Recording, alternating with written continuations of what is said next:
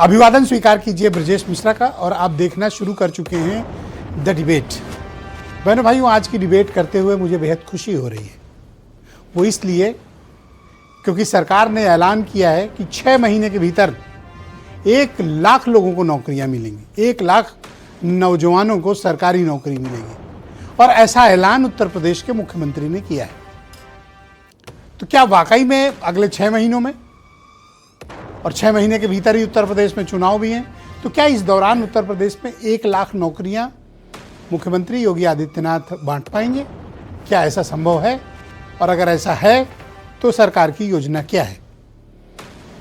आज इस विषय पर तन्मयता के साथ पूरी चर्चा।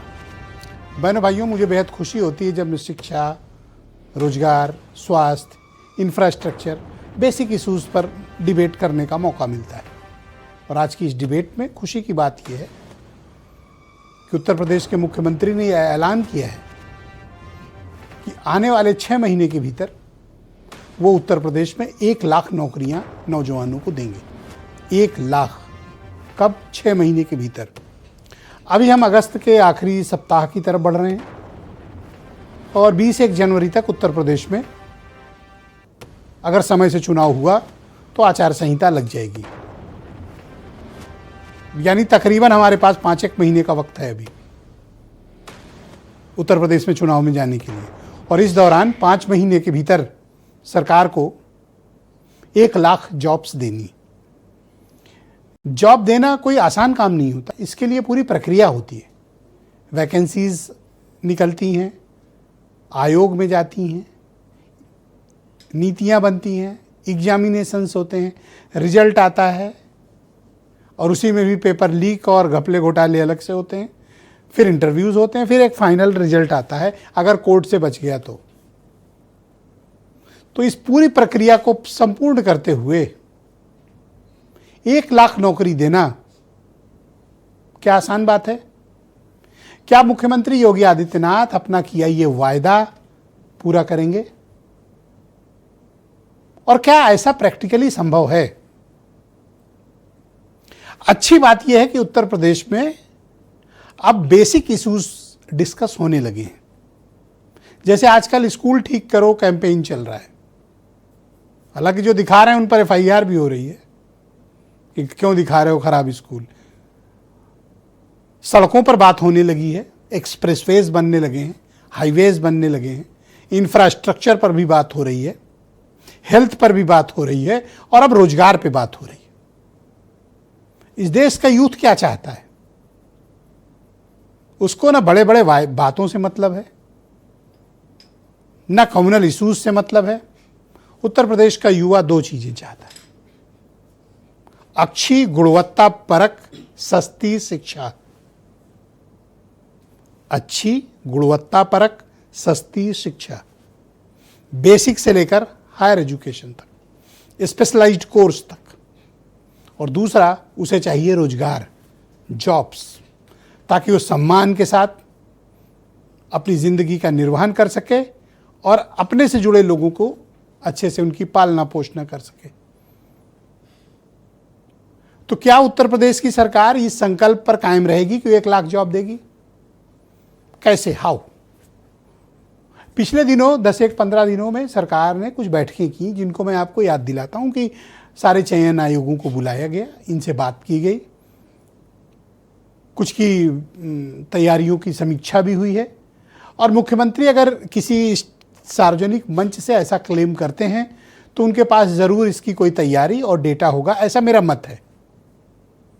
क्योंकि किसी राज्य के मुख्यमंत्री जब कोई दावा करते हैं और इतने ओपनली करते हैं, इतने कठिन से, इतने कड़े शब्दों में करते हैं और इतने आत्मविश्वास के साथ करते हैं, तो ये माना जाना चाहिए कि वो ऐसा करेंगे।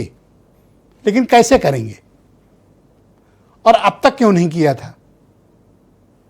और किन वजहों से अब रोजगार पे इस देश में बात होने लगी है? क्या इस देश में रोजगार एक बड़ा मुद्दा बन गया है? कॉकरोच पार्टी के आंदोलन ने इस देश का सामाजिक और राजनीतिक रूप से, मैं उसको माइलस्टोन मानता हूं, उसने इस देश की राजनीति में और समाज के सोचने में बड़ा परिवर्तन किया है। उसी परिवर्तन का नतीजा है कि जो बेसिक कोर इश्यूज हैं हमारे, जिनके लिए आज हम 75-80 साल से संघर्ष कर रहे हैं, उन इश्यूज पर चर्चा होने लगी है, बात होने लगी है। तो आगामी जो उत्तर प्रदेश में जनवरी-फरवरी महीने में चुनाव प्रस्तावित है, अगर समय से हुआ तो, हालांकि मुख्य चुनाव आयुक्त लखनऊ घूम रहे हैं 2 दिनों से, क्यों आए हैं किसी को नहीं पता, कह रहे हैं बीएलओ की बैठक के लिए आए, पर अचानक से उनका दौरा ये थोड़ा सा कुछ क्लिक करता है कि कुछ तो है। क्या है इस पे किसी दिन विस्तार से चर्चा करेंगे, जरा वो चले जाएं तो बहनों भाइयों, अब बात रोजगार पे आ गई है। तो ये, और पहले इस चीज का भी सरकार से पूछा जाना चाहिए कि 69,000 शिक्षक भर्ती जो लटकी अटकी भटकी है, उसका निस्तारीकरण क्यों नहीं हो रहा है। नॉट फाउंड सुटेबल के मुद्दा इतना उठा, इवन कि अपना दल ने भी इस मुद्दे को उठाया, इसको लेकर सरकार ने क्या किया। उत्तर प्रदेश कर्मचारी सेवा चयन आयोग हो, शिक्षा सेवा चयन आयोग हो, ये भर्तियां न करने के लिए जाने जाते हैं, ये लटकाने अटकाने और भटकाने के लिए। और यहां जो चेयरमैन और मेंबर बनता है, ये रिटायर लोग बनते हैं, अधिकांश में retire IPS, retire DG level के अधिकारी बिठाए गए हैं, जिन्होंने अपने लिए तो जॉब सिक्योर कर ली, लेकिन उस नौजवान बच्चे के लिए जॉब की उन्हें चिंता नहीं। लेकिन अब मुख्यमंत्री कह रहे हैं कि 1 लाख जॉब देंगे, तो मैं मानता हूं कि चुनाव में जाने से पहले मुख्यमंत्री जी 1 लाख युवाओं को सरकारी नौकरी का सर्टिफिकेट देकर जाएंगे, तब चुनाव में जाएंगे, ऐसा मेरा विश्वास है, क्योंकि उन्होंने ये बात कही है, और अगर कही है तो हम उनकी बात को मानते हैं। तो आज हम चर्चा करेंगे कि कैसे देंगे, तो कुछ बयान, फिर आज की डिबेट।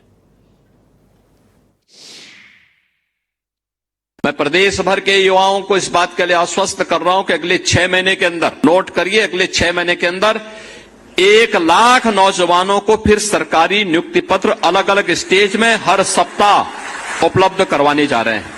यूपी के अंदर कभी ये कल्पना होती थी, यहां हम 6 महीने के अंदर ही 1 लाख नौजवानों को सरकारी नियुक्ति पत्र दे दिए, सारी परीक्षाएं पूर्ण हो गई। 6 महीने में चुनाव है उत्तर प्रदेश का, तो उनको ध्यान आ रहा है कि अब 1 लाख लोगों को नौकरी देंगे।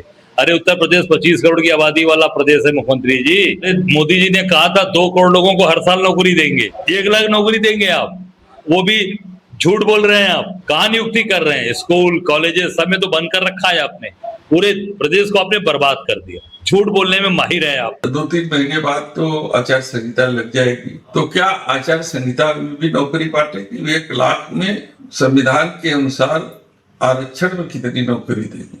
नौकरियों को आगे रख करके लोगों को फिर से गुमराह करने की कोशिश कर रहे हैं। जनता समझ चुकी है और उनके झांसे में नहीं आने वाली है।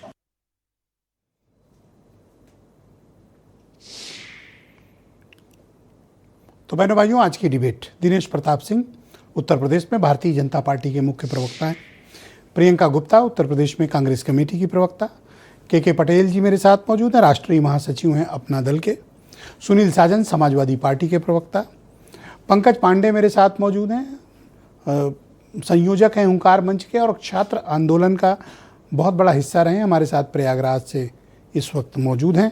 तो आप सभी का बहुत शुक्रिया इस कार्यक्रम में मेरे साथ